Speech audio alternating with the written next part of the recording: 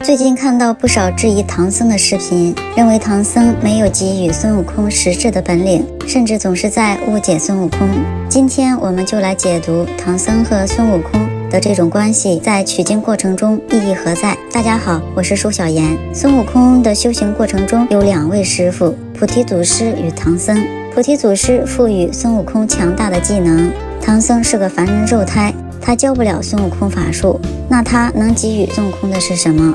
先来看看菩提祖师在教给孙悟空72般变化和筋斗云之前，孙悟空老老实实当了7年学徒。原著是这么说的：讲经论道，习自焚香，每日如此。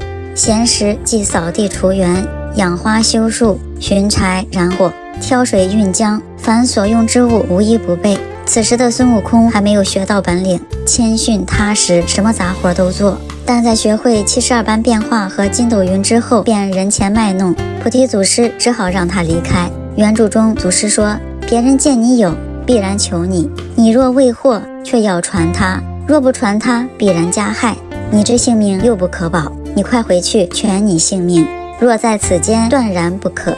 菩提祖师太懂人性了，说出了对孙悟空的担忧和预见。他知道卖弄会导致被人嫉妒甚至迫害，因此这段话就是劝他低调行事，以保自身安全。菩提祖师又说，你这去定生不良，凭你怎么惹祸行凶，却不许说是我的徒弟。菩提祖师很清楚孙悟空接下来还会惹祸，一个人改毛病哪有那么容易。果然孙悟空在离开菩提祖师之后，回到花果山，先是打赢了霸占水帘洞的几个妖怪，又去东海龙宫强行拿走定海神针金箍棒，又在地府随意更改生死簿。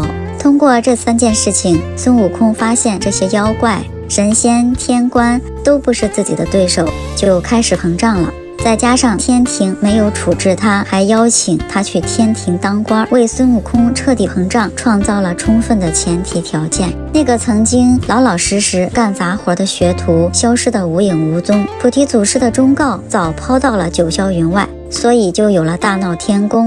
正如原著中所写，我老孙神通广大，哪有不为之事，这样的自负，天不怕地不怕，最终导致他被如来佛祖镇压在五行山下。这500年不仅是对他身体的压制，更是对他内心的磨砺。原著中描述，不得翻身，眼见4季交替，年年黄土加深，雨打风吹。500年的时间让他在孤独中反省。孙悟空意识到自己技不如人，法术远不及如来佛祖，佛的法力达到随心所欲的境界，所谓心随愿转。佛的力量不是单纯的法术攻击，而是达到能随意转化现象的能力，无需再依赖特定的法术、咒语或武器，而是由心念直接变化，掌握天地能量规律的无上智慧。孙悟空开始对佛菩萨的能力有了一定的认知，这些为他后来接受观世音菩萨的点化奠定了基础。接下来就引出了小说的重要部分，漫漫取经路。取经中的磨难打怪不是重点，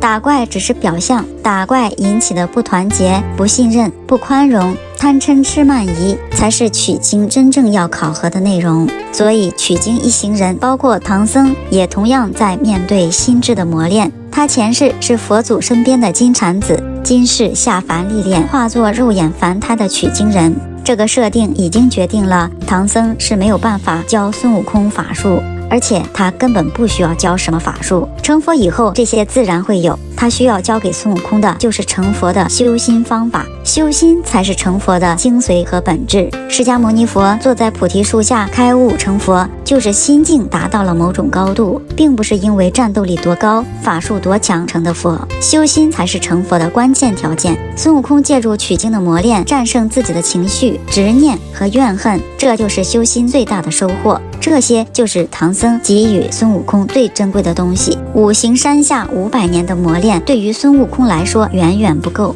在人参果树一节中，孙悟空因一时气愤推倒镇元大仙的果树，惹下大祸。孙悟空独自搞不定，只好去求教菩提祖师，寻求医术仙方。原著中描述他眼泪涔涔，这是挫折的眼泪。在挫折面前，孙悟空终于认错。就是这样一次次的心性磨练，才让孙悟空得以成长。他推倒大树，能怪唐僧吗？都是自己的性格引起的。菩提祖师就是因为他的性格把他赶走。原著中祖师说：“凭你怎么惹祸行凶，却不许说是我的徒弟。你说出半个字来，我就治之。把你这个猢狲剥皮挫骨，将神魂贬在九幽之处，教你万劫不得翻身。”再看唐僧，每次都被气得念紧箍咒，但最后还是原谅了孙悟空。所以不用质疑他们的师徒之情，就算是亲父子，也会有分歧，也会有意见不合的时候。取经之路就是心性的磨练，从凡心到觉悟，唐僧自始至终都没有退缩过。作为一个凡人，不仅不怕吃苦，不怕恐惧，面对那么多的诱惑也没有退缩过，这就是唐僧的过人之处。这就是为什么佛祖选择唐僧取经，主要还是看这个坚韧又平和的心。每个人都有属于自己的取经之路，职业发展之路，家庭生活之路，